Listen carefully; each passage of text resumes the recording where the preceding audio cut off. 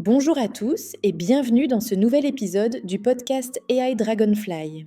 Je suis Hayat, votre présentatrice, et aujourd'hui nous allons vous partager les moments forts du dernier live Dragonfly. Comme chaque semaine, nous sommes accompagnés de notre équipe d'experts, Franck, Théo et Camille. Alors, commençons sans plus attendre avec les actualités de la semaine dans le monde de l'intelligence artificielle. Bonjour Hayat, bonjour à tous nos auditeurs. Effectivement, cette semaine a été riche en annonces et en nouveautés. Ravi d'être avec vous pour ce 30e épisode. Nous avons beaucoup à partager aujourd'hui. Bonjour à tous. Commençons par les nouveaux modèles qui ont fait leur apparition récemment.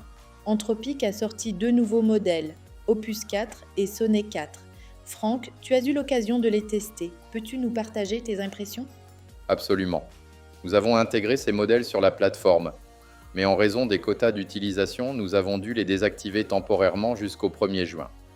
Concernant Sonnet 4, j'ai eu l'occasion de l'utiliser intensivement, et je dois dire que la différence avec la version Sonnet 3,7 n'est pas aussi spectaculaire qu'on pourrait l'imaginer. C'est vrai que le passage de 3,5 à 3,7 semblait plus marquant. Exactement. Cependant, Sonnet 4 présente des améliorations notables. Il peut produire des outputs beaucoup plus longs sans erreur et sur du code, il n'y a pratiquement plus d'erreurs de syntaxe. Tout est directement exécutable. Les seules erreurs qui subsistent concernent vraiment la conception algorithmique. Et concernant Claude Opus, qu'est-ce qui le distingue particulièrement ? Claude Opus est à un prix délirant, donc je vous conseille de ne pas trop l'utiliser. C'est le modèle haut de gamme d'Anthropic, très puissant mais extrêmement coûteux. Quant à Sonnet 4, il est très clairement orienté développeur.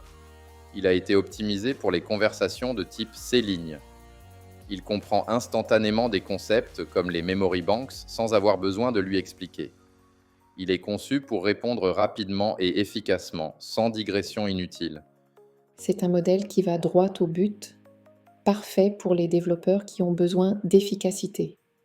Exactement, mais à un prix conséquent, environ 3 $ pour 1 million de tokens en input et 15 $ pour 1 million en output. Un développeur chevronné peut facilement dépenser 350 à 400 € dans une journée de travail. Cependant, il faut reconnaître qu'il peut accomplir le travail de 6 ou 7 développeurs en 10 heures. Du côté de Google, il y a également des nouveautés avec Gemini 2,5 Pro qui vient de sortir en mode preview. Qu'est-ce qu'on sait de ce modèle ? Google semble avoir suivi la même direction qu'Anthropic en optimisant son modèle pour la collaboration et les réponses rapides. Il tente clairement de séduire les développeurs qui utilisent des outils comme C-Line. C'est une stratégie intéressante. Google essaye de rattraper son retard malgré le fait qu'ils sont à l'origine de la technologie des Transformers. Ils veulent que les utilisateurs de C-Line préfèrent se connecter au moteur Google plutôt qu'à ceux d'Anthropic. Google a également lancé les AI Overviews sur son moteur de recherche. De quoi s'agit-il exactement ? C'est une fonctionnalité qui affiche automatiquement un résumé des résultats de recherche en haut de la page. Pour le moment, c'est disponible uniquement aux États-Unis et en Inde. Cette fonctionnalité encourage les utilisateurs à formuler des requêtes plus complètes, sous forme de phrases, plutôt que des mots-clés isolés. On observe déjà une réduction de 20 à 60% des consultations des sites web dans les résultats de recherche. Parlons maintenant de Google Ultra, un nouvel abonnement qui regroupe tous les outils Google. Camille, peux-tu nous détailler cette offre ? Google Ultra est un abonnement à 250 $ par mois, avec une réduction de 50% pour les 3 premiers mois. Il inclut un accès anticipé à Gemini 2,5 Pro, des outils de création vidéo avancés avec VO3, Flow, la possibilité d'utiliser Notebook LM, Whisk pour transformer et remixer des images, l'intégration de Gemini dans Chrome, 30 Teraoctets de stockage cloud partagé entre Google Drive, Photos et Gmail, et YouTube Premium inclus. C'est clairement une offre destinée aux entreprises ou aux utilisateurs très fortunés. Le problème, c'est que c'est un patchwork de fonctionnalités qui ne correspondent pas forcément à un seul métier. Si je suis développeur, je n'ai pas nécessairement besoin d'outils de création vidéo. Je préférerais investir ces 250 $ chez Anthropic pour faire du développement C-Line. Du côté d'OpenAI, il y a eu une acquisition importante récemment. Peux-tu nous en dire plus, Théo ? OpenAI a officialisé l'acquisition d'IO, une start-up fondée par Johnny Ive. ancien chef du design chez Apple. Cette opération a été valorisée à 6,5 milliards de dollars. IO est une entreprise créée en 2024 qui rassemble une équipe de 55 experts en design et ingénierie matérielle, dont plusieurs anciens d'Apple. Johnny Ive et son équipe vont prendre la tête de la direction créative du design chez OpenAI, avec pour mission de concevoir une nouvelle génération d'appareils intégrant l'IA de manière naturelle et intuitive dans la vie quotidienne.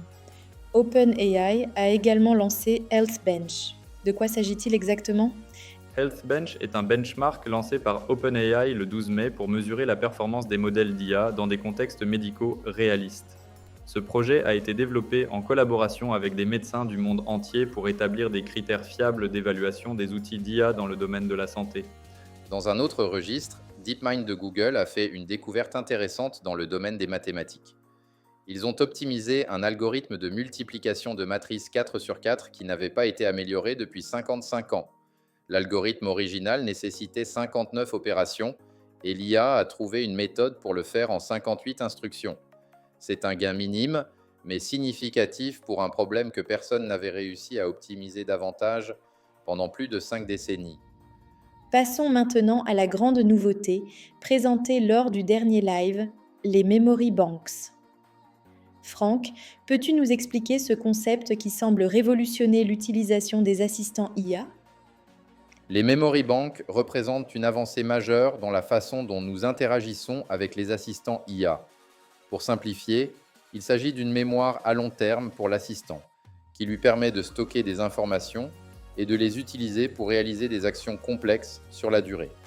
Jusqu'à présent, les conversations avec les assistants étaient limitées à un contexte immédiat.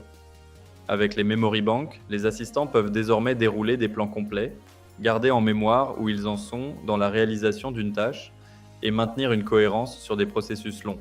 C'est particulièrement utile pour des tâches comme l'analyse de documents, le développement de code ou la gestion de projets complexes, où l'assistant doit maintenir une compréhension globale de ce qu'il fait. Nous avons démontré cette technologie avec un assistant capable de rechercher des informations dans des documents directement depuis les fichiers de votre ordinateur. Au lieu de lui donner des instructions en langage naturel, qui peuvent être ambiguës, nous lui avons fourni un diagramme de processus très clair qui explique exactement ce qu'il doit faire. Concrètement, quels avantages cela apporte-t-il par rapport aux méthodes traditionnelles ? L'un des principaux avantages est l'économie de tokens. La memory bank permet à l'assistant de charger et décharger dynamiquement des informations dans sa memory bank, ce qui optimise l'utilisation de l'espace et réduit les coûts. Par exemple, lors de l'analyse de documents, l'assistant peut charger un document, l'analyser, puis le décharger avant de passer au suivant, sans jamais saturer son contexte de discussion. Un autre avantage majeur est la fiabilité. Les assistants qui possèdent une memory bank suivent des processus bien définis, ce qui réduit considérablement les risques d'hallucination ou d'erreur. Nous avons vu lors de la démonstration que l'assistant était capable de reconnaître clairement quand une information n'était pas disponible sans inventer de réponse. Nous avons également montré comment cette technologie peut être utilisée pour automatiser des tâches comme l'extraction de données de factures. L'assistant peut traiter des dizaines de factures, en extraire les informations pertinentes et les consolider dans un fichier CSV prêt à être importé dans un logiciel comptable. Ce qui est particulièrement intéressant, c'est que créer sa propre memory bank sur mesure est une alternative économique au fine-tuning traditionnel. Cela permet d'orienter le comportement du modèle sans avoir à investir dans un apprentissage supervisé coûteux. Et comment les utilisateurs peuvent-ils commencer à utiliser cette technologie ? Tout comme nous avons appris à faire rédiger nos prompts systèmes par les assistants eux-mêmes, il faut maintenant apprendre à faire créer sa memory bank par les modèles eux-mêmes. Les modèles comme Sonnet 4 comprennent déjà parfaitement ce concept et seront très faciles à utiliser pour créer des memory banks personnalisées.